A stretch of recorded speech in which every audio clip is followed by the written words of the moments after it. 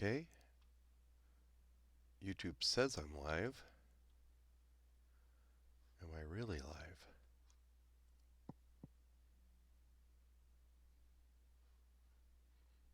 There, now I'm seeing it.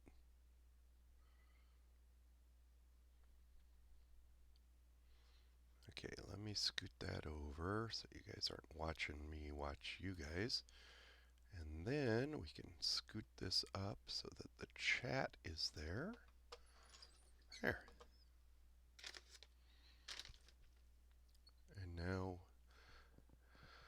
so we've got what we've got printing, and the stream looks a little laggy because that little laptop out there is having problems. But what we've got printing is, let me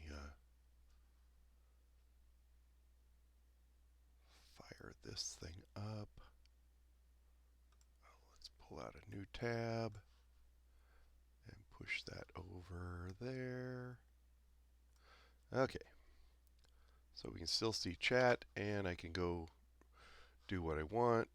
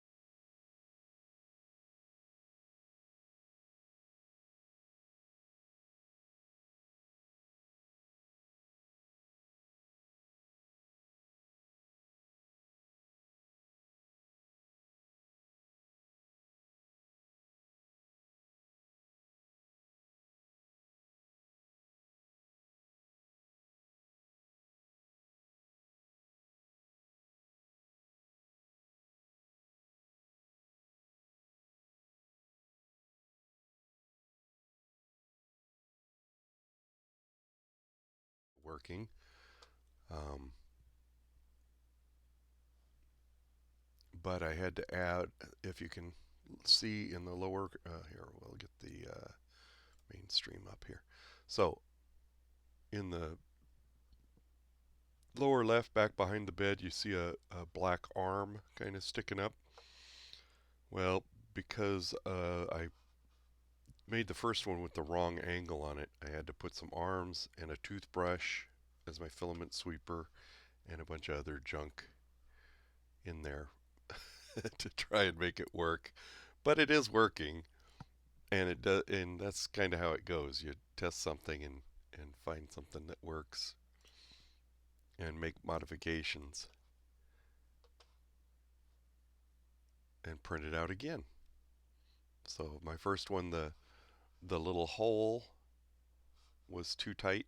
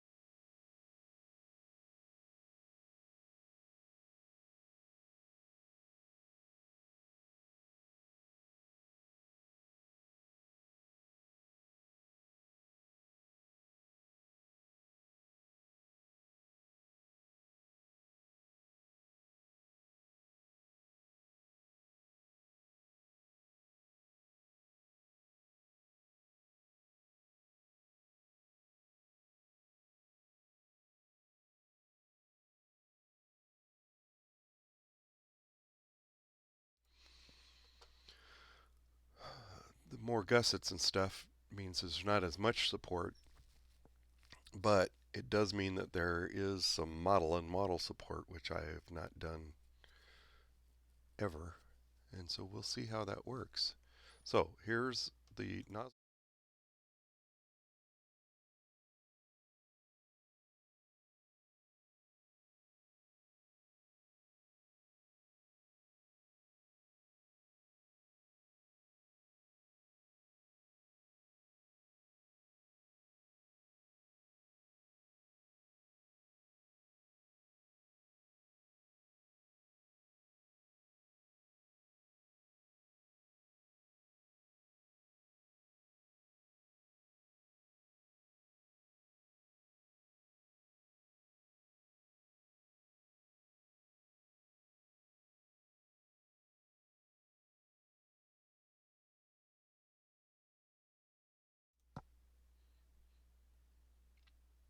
And you can see that that stream is lagging quite a bit.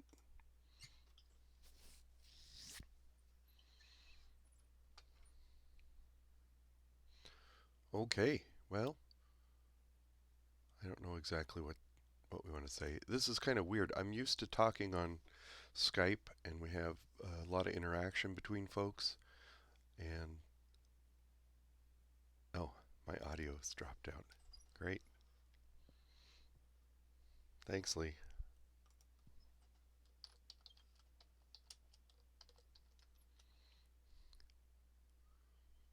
Sometimes they just don't talk. So, well, that's why it's testing still because I haven't got everything worked out the way it should.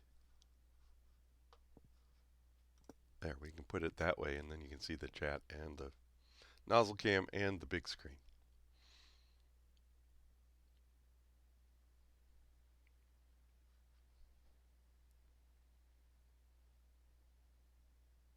And I promise I won't eat potato chips while anybody's listening. So the last time I printed this, it took an hour and 40 minutes. Oh, haven't I switched to the onboard? Oh, really? Oh, I know why. Because I haven't added a. So the audio must be back now. I need to add a audio capture from the headset to the nozzle cam. So let's see. I'll show that to you. Let's go back to the, well, you're not going to be able to see it because if I go to display 1, that's that. Nope,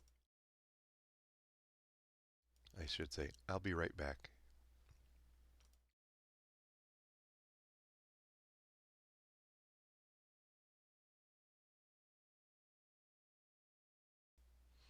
Okay, now we should have audio with the nozzle cam.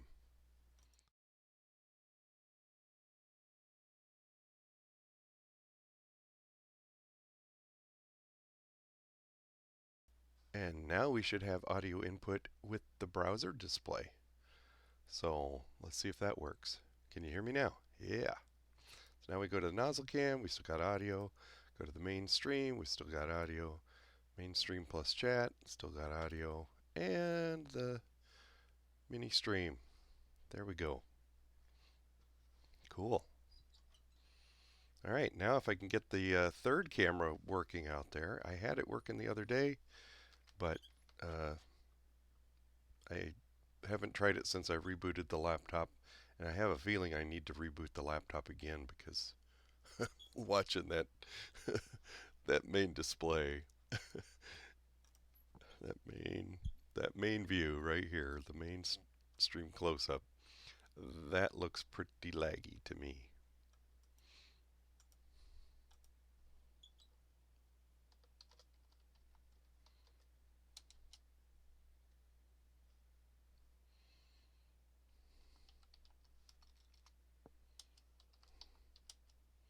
So Lee's listening in. So I was going to say cool. I was going to type it, but it takes longer to type it. I'll just say cool. Now if I had something interesting to talk about, this would be an awesome little setup.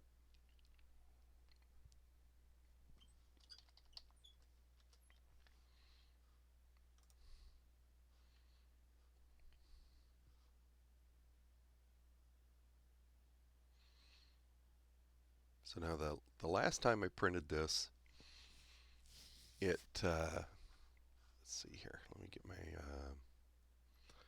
other browser back up. Last time I printed this, we'll go back to the browser display or everything display. The last time I printed this, I did not have, if we push in, you see this big triangular gusset here underneath of this part that sticks out because this is the way it's printing. I didn't have anything here, so it built support all the way up to the bottom of this thing. And the first pass, as it was coming around the corner here, it didn't stick very well to the support, so the back's pretty ugly. That's okay, Lee. I'm doing it for recording's sake. So anyway, it didn't stick very well there. It cut across the corner, so the back was kind of ugly. And because this was so thin, it kind of wobbles around when the filament's pulling on it. So I added the gusset, thinking that it really doesn't have to put any support as it builds this part out. So there'll just be a little bit of support out here under the end, and there'll be a little bit of support here under this ledge, and then all that support that you see it building out this way.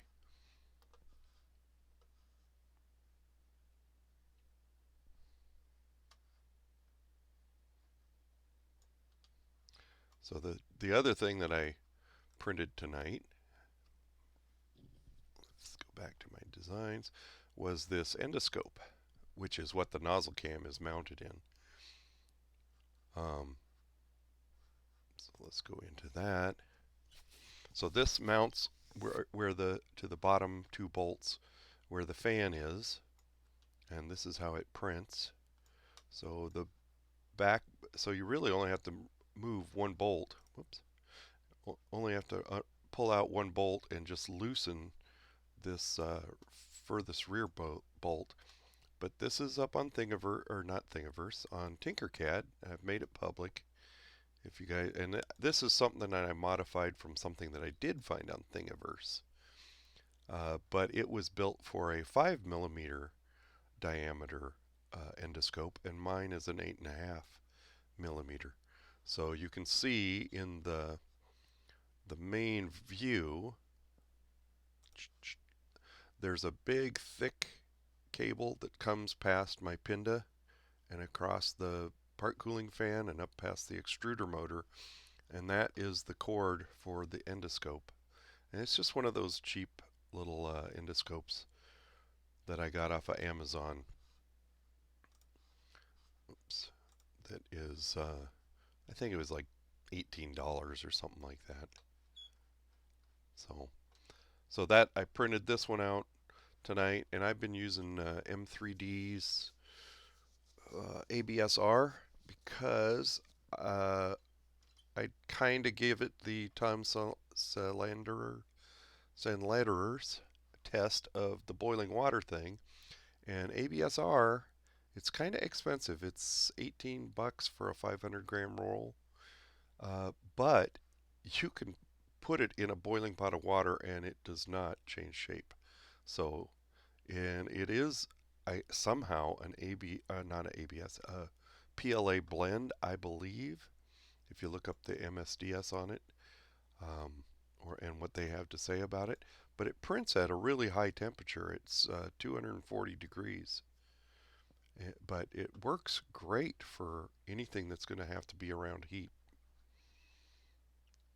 So let's see, what else have I got in my thing, my Tinkercad. So that's the spool holder that I made. You can see it moving there. I've made these pieces for my N-scale Fremo N modules, and I've got a maker coin that Nillabean kind of was doing his Tinkercad thing and making a maker coin, so I decided to make one. But mine is a maker coin and a fidget toy. So the center part, let's go look at that. So the center part of it, oh boy, this is gonna be wild looking at this thing load.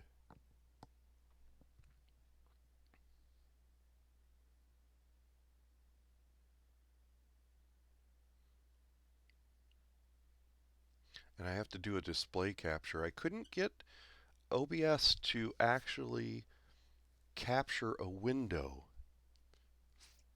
It'll do the browser fine. Let's go over to the browser. It'll do the browser just fine, but it kind of it captures the whole display. So that's my display number 2. It won't just capture just the browser. So if I take this and ungroup these,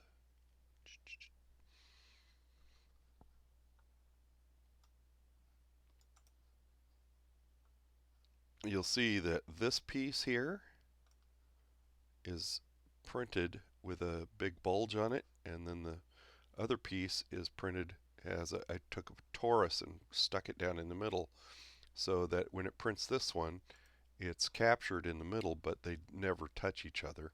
So you can spin the center around. And I got my email address on the bottom with a little design, and then my Skype name and everywhere else name on the top.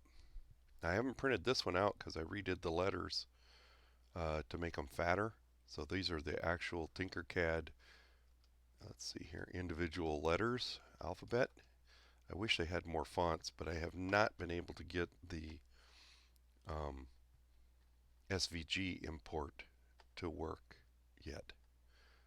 Something I have CorelDRAW and I have Inkscape, and for however they're exporting it or whatever version they export it as, I cannot get it to import into Tinkercad. Of course, last time I tried was when they were doing an update and doing a bunch of work on stuff, so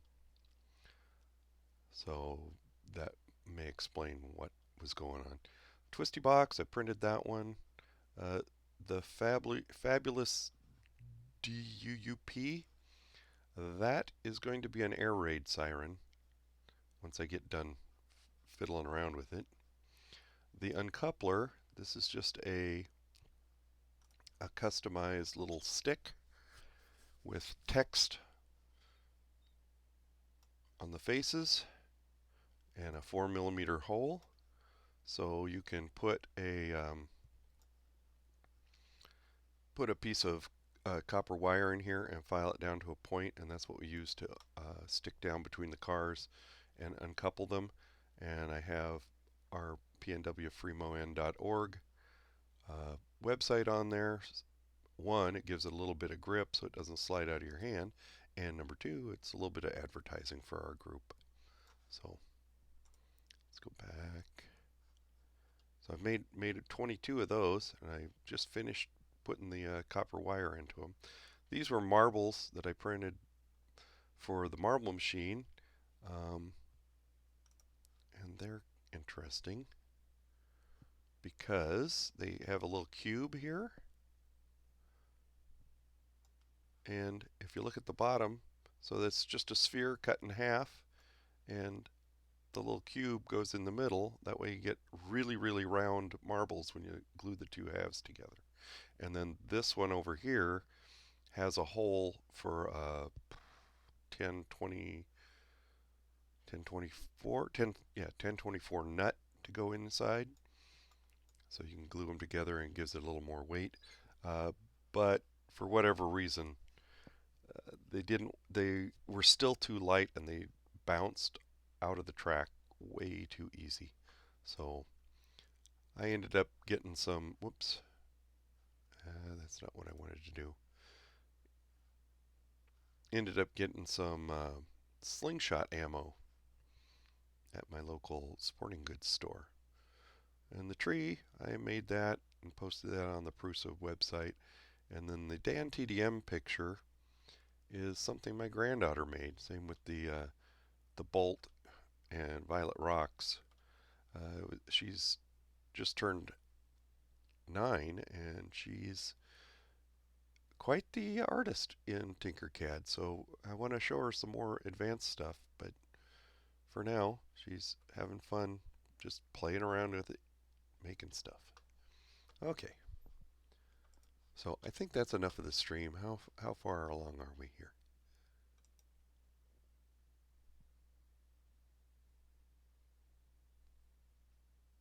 Yeah, getting close. I was kind of going to stream till it got up to the putting it on the support, extruding onto the supports, but do I keep it going or not?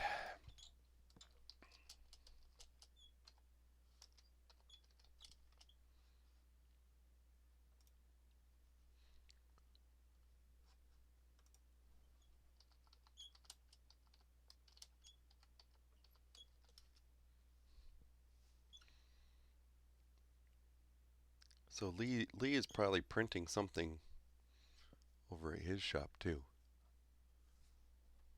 Although I didn't get a notification on my YouTube whether he was streaming or not.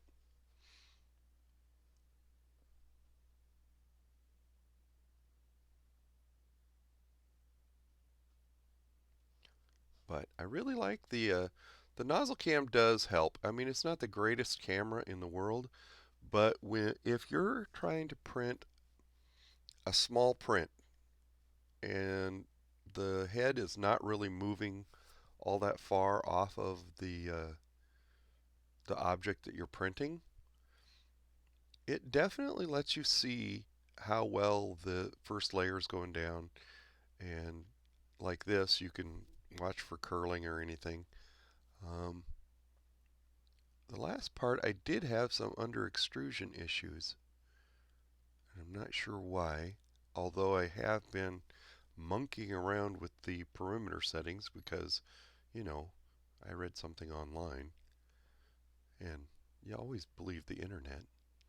So the original Prusa settings are set up for the last final exterior perimeter to have a width of 0.6 millimeters, and I changed that to make it the same as all the other parameters, which is 0.45. Now, that doesn't seem like a lot, but maybe it is. But we'll see. I mean, the parts still turn out, they're still usable. And my squeak is the keyboard drawer, my keyboard shelf, because half the ball bearings fell out of it.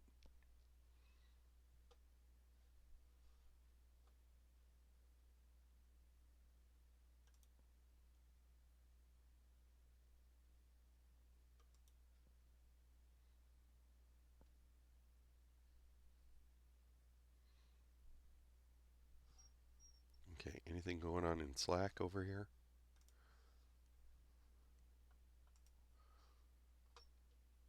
Well, we were looking at Use Willigan. All of this out here, that is all support all the way around these four little feet on this part that he was printing. That's amazing. I don't know how it turned out. Said it turned out pretty good. It was a 15-hour print, but smooth on the inside. Looks solid at 0.2 layers. Delivered it with supports because that's what they wanted. Huh, cool.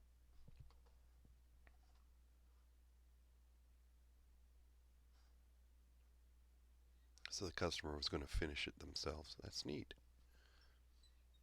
I haven't dared set up a print hub or anything like that yet. I want to build a second printer, and I've started collecting parts for that. But I'm thinking I want to build a oh top layer infill. It looks like here. First layer. I have 4 layers here. I want to build a Core XY machine because if you notice on the Prusas and all these i3s styles, the y-axis is the bed moving front to back. And if you think about that, if you have a large print, the load on that Y motor is a dynamic load because each layer you're putting down adds weight to that table moving back and forth. And that motion, moving that mass, is going to help add to your artifacts that you have. Now, I don't know how much it is, but it would seem to me that if you had wanted to build something very large and tall, like the, what are they? 3D labs, 3D lab prints, or lab 3D prints, the airplanes, that you would want as few artifacts in it as possible. And if the bed, the only motion on the Core XY machines, the bed only moves in Z, and the head only moves in X and Y. So the artifacts are pretty easy to get rid of in X and Y if you just pick the right speeds and for your infills and your perimeters and all that sort of stuff. And if you're printing tall, thin parts like wings, you don't have to worry about which way they're oriented to the bed motion because all it does is go up and down. So as long as you got Z-hop or a good accurate printer that's not going to run into things and drag stuff all over the place, uh, your results should turn out really, really good. Now, I've seen airplanes printed on a original Prusa i3 Mark II, and they look awesome. But I'm just wondering if you wanted to print something larger. So I have a set of 500 millimeter um, trapezoid.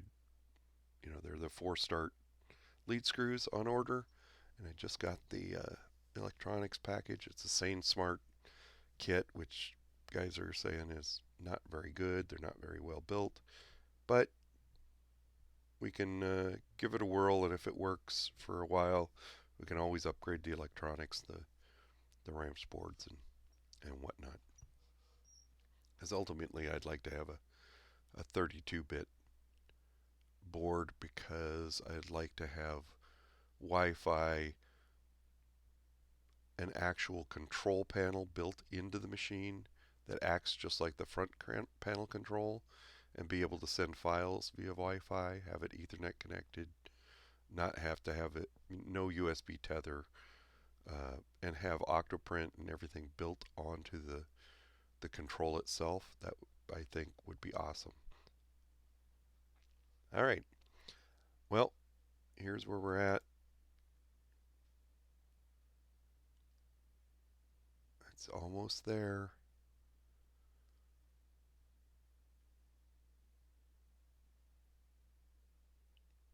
It's getting pretty close.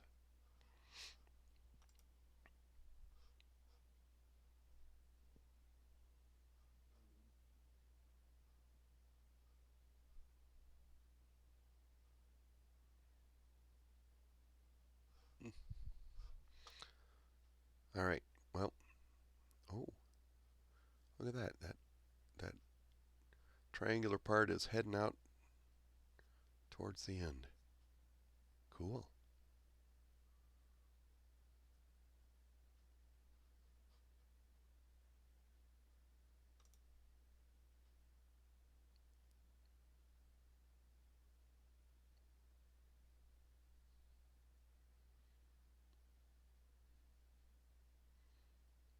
Alrighty. Well, we've got. Let's see here. How long have we been streaming for?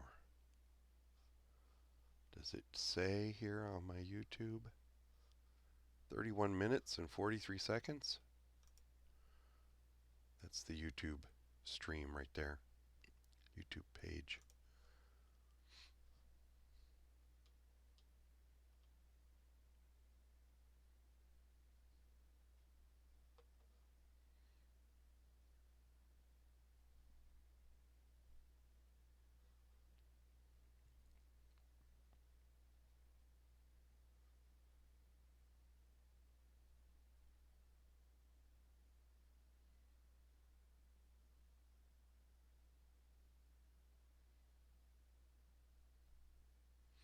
Well, I don't think it's not going to make it. It looks like it's printing just fine. And doing at least as good a job as the last print did.